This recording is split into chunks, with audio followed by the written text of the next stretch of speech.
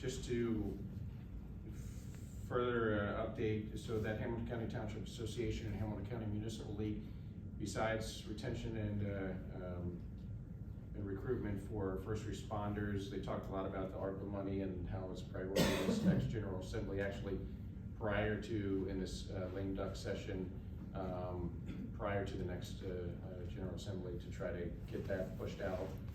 There's a lot of discussions amongst the state legislators as far as divvying up really all the federal money that's been flowing through them and getting it down to local municipalities as quickly as possible with and doing it appropriately. There's a lot of discussions as far as Representative Bill Seitz making sure that townships are getting their fair share, because as we know, in some of the other distributions, at least at the very beginning, there was a little bit of an unfair advantage towards the cities and the villages. So appreciate him fighting for us up there in Columbus. We have our employee Christmas lunch on December the 7th, and I hope that all of the department heads have pushed that out to their employees, and that we can get RSVPs back for that. But I think that that'll be a very nice time to come together and celebrate the holidays, and be at a pumpkin chuck down at Three Rivers Elementary, November 5th, I think it was, the Saturday after Halloween. That was great, well attended. That's the second annual, and it continues to get bigger and bigger. And Dr. Markhold and a bunch of kids were out there with targets, and they were essentially have a catapult and just launch these pumpkins anywhere from 40 to about 100 yards.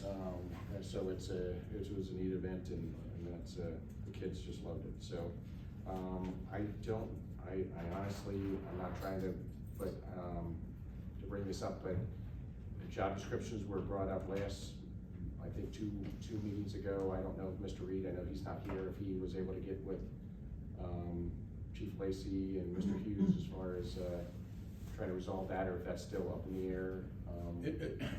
Yeah, we talked about it, we met on it, and my contention is that in 2011, when we created the position of the safety administrator, we had done by Alex Ewing, who helped us quite a bit on it, and he negotiates contracts for fire departments, and he's around a lot of fire departments and safety situations. And also Chief Hughes and Brian, there's 80 years of experience. And we came up with the job description. In 2011, the board passed it. And since that time, we've continued to lower our incident rate in the township. We've consistently got money back from BWC by lowering our incident rate. And I think that's through the effort of Mr. Hughes and the safety administrator. And I see no reason to change this job description. I don't know what you're trying to accomplish. No one's talked to us about what they want to accomplish and why they want to do it. But not only that, I don't think any of these procedures we're putting out, we signed a bunch of procedures last meeting. I don't think any department head yet has received any of those policies, new policies that we want to implement. But I don't support changing Jimmy's job description. He's got a 2-page job description. It's worked well. It's saved us a lot of money. And the only thing is, we might change it from safety administrator to safety director to get a little bit more clout out in the field. But as far as the job responsibilities, this was done with a lot of work back in 2011 when we created this position. It saved this township a lot of money, and a lot of lost time, work hours, because our people are stayed on the job. I mean, we've had several years of no accidents at all. 2 years I know of, we got our entire BWC money back, which was several thousands of dollars. So I don't see any sense in messing with something that's working if there's not a reason to mess with it. And I don't think anybody has a reason to mess with it. All right, let's do this. Let's table the job descriptions to our working meeting in 2 weeks. Okay. And then Mr. Reed will be here, and then we can go over it, and we can address our concerns, and if we wanna pass, apparently Mr. Renager doesn't wanna pass, and then we can proceed after that, where we wanna go. So I say we table it till our working meeting, and on Mr. Reed's behalf, you know, we know what happened in his family, he had a death, so he can't be here, so, which is very excusable, so let's just address it in 2 weeks at our working meeting.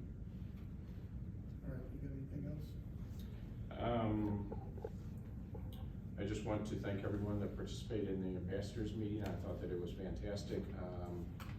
Our list of presenters was a pretty impressive, at least in my opinion, collection of faith-based leaders, community leaders, business leaders, civic organizations, and again, I really didn't know what to expect. I didn't know what kind of crowd we would have, and I think it was, considering that it's the first one, I think it was very well attended, and I think it's a great, like I said in there, great foundation to build on and make it even bigger and better in the future going forward. So, thank you again, all that participated, that spoke, that attended. In my opinion, it served its purpose, and people are realizing that this is a good thing. All right, Mr. Renager? We covered Reach Across America,